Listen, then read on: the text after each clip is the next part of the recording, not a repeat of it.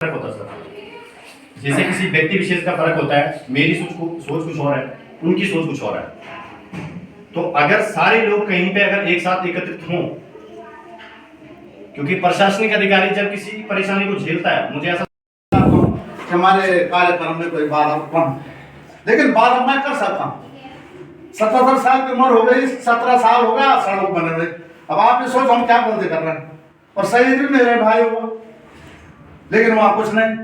तो ऐसे अनिति में मान्यवर आप क्या कहना चाहते हैं? मैं ज्यादा तो समय नहीं लूंगा आपका।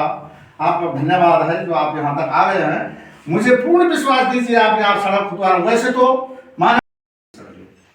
तो मेरे पास तुरंत इसकी डीपीआर आई और हमने, लेकिन वो डीपीआर क्या थी, वो केवल डामरीकरण की डीपीआर आई।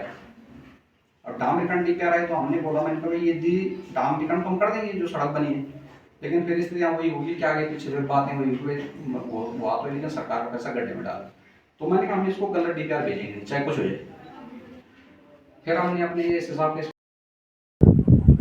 हेलो दोस्तों, कैसे हो आप सभी लोग। स्वागत आप सभी का एक बार फिर से मेरे YouTube चैनल और मेरे एक नए ब्लॉग में पहाड़ की खूबसूरत सी वादियों के साथ। तो दोस्तों, आज आप मेरे पीछे ये जो कच्ची रोड देख रहे होंगे, तो इसका जो निवारण है भाई, मतलब किस तरीके से पक्की की जाए, डामरीकरण किया जाए। हमने चुनाव बहिष्कार किया हुआ, तो अभी यहाँ पे हमारे जो अधिकारी लोग पहुँचने वाले हैं, तो आज इस रोड के बारे में बात की जाएगी। बने रहेगा लास्ट तक इस वीडियो में। हमारे गांव के नौजवान युवा यहाँ पे पहले पहुँच चुके हैं, जो कि हमारे साइड उधर साइड से देख सकते हैं। हमारे गाँव भाई प्रधान जी यहाँ पे पहुँच चुके हैं और बहुत सारे लोग ऊपर जा चुके हैं। और अभी हम निकलने वाले हैं ऊपर की तरफ, क्योंकि यहाँ पे वो लोग नहीं रहेंगे, वो जाएंगे सीधा ऊपर थापला में। और इस प्रकार की रोड मतलब हमें नहीं चाहिए। हमने साफ बोला कि नहीं तो चुनाव हम लोग बहिष्कार करेंगे। अल्टीमेट हमने उन्हें दे रखा है। आप देखते हैं उनकी तरफ से हमें क्या टिप्पणी मिलती है इस चीज़ पे।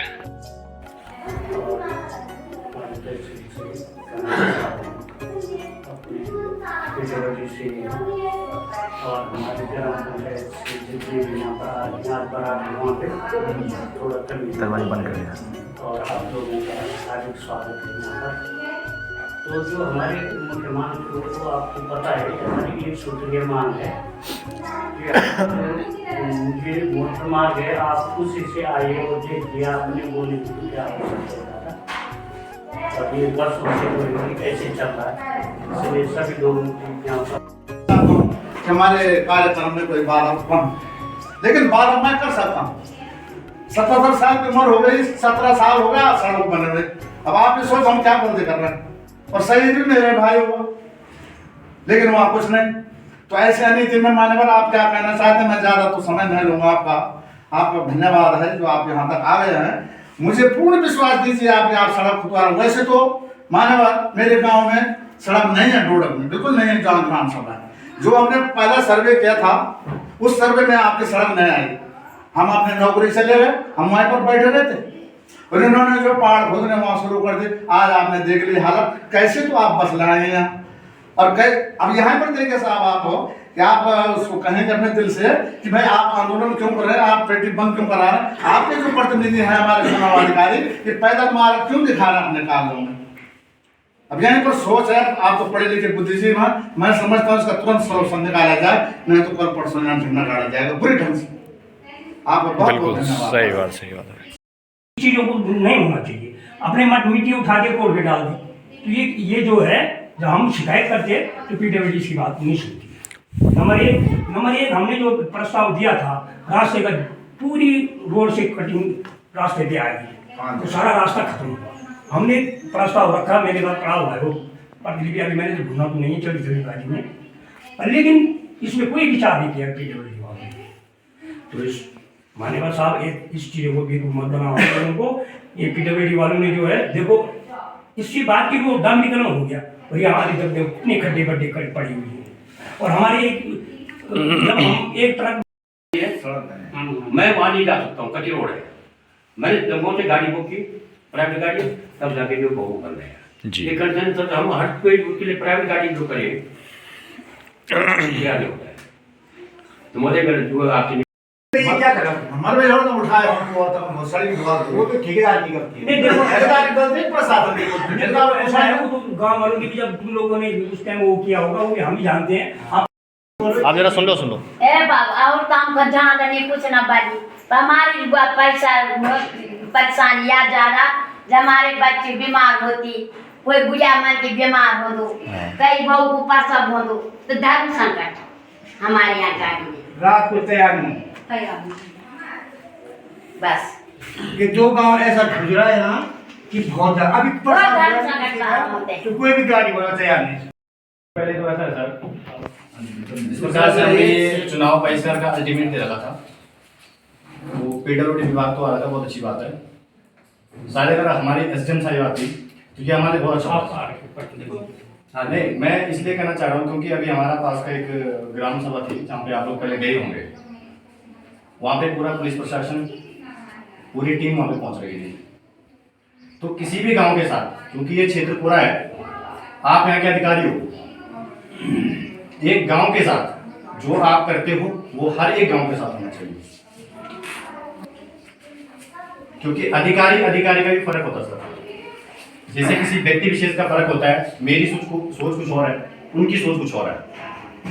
तो अगर सारे लोग कहीं पे अगर एक साथ एकत्रित हों, क्योंकि प्रशासनिक अधिकारी जब किसी परेशानी को झेलता है, मुझे ऐसा लगता है पर्सनली, मैं मानना चाहता हूँ चीज कि अगर वो व्यक्ति उस कंडीशन से आता है जिस कंडीशन से हम लोग आते हैं, तो उनको भी कहीं ना कहीं ये फील होगा कि हाँ यार, जब हम एक दिन में इतना मतलब हमें तकलीफ हो रही है, तो जो लोग, शायद मेरा डेट ऑफ बर्थ में आप लोगों को बताना चाह रहा हूँ 2000, 24 साल का मैं आज हो चुका हूँ। 24 साल से शायद ये सड़क अभी ऐसी पड़ी हुई है। ठीक है, मेरे मुद्दे सभी लोगों ने बोल दिए हैं, लेकिन मैं व्यक्तिगत तौर से विचार रखना चाह रहा हूँ कि मतलब ऐसा होना चाहिए था। एक तरफ हमने जब वीडियो देखी थी कि किसी गांव के शायद आप लोग ऊपर साइड गए हुए थे, चुनाव गांव साइड, तो वहां पे सारे प्रशासन अधिकारी थे। अब हम लोग किसी को बाध्य तो नहीं कर सकते कि भाई आप वोट न दो, लेकिन पर्सनली मैं तो बोल रहा हूँ कि हम वोट नहीं देंगे, लेकिन बाध्य हम किसी को नहीं करेंगे कि आप वोट दो। लेकिन हमारा मेन मुद्दा यही है कि जब तक आप हमें पूरा लिख के नहीं देते हो कि बिल्कुल कि हाँ भाई रोड होगी और डामरीकरण होगा इसका, तब तक हम बिल्कुल वोट डालने के मूड में नहीं है।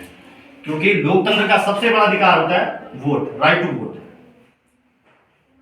तो हम तब तक सर ये नहीं करेंगे। अब आप हमें बताइए कि आपकी जो योजना है, जो ये मीटिंग आज हम लोगों ने आप लोगों को यहाँ पे बुलाया है, तो आप यहाँ पे आप क्या विचार रखना चाहते हैं, स्पष्ट कर दीजिएगा। क्योंकि देखो साहब, शायद तुम लोग भी गढ़वाली वाला, हम लोग भी गढ़वाली, ठीक है।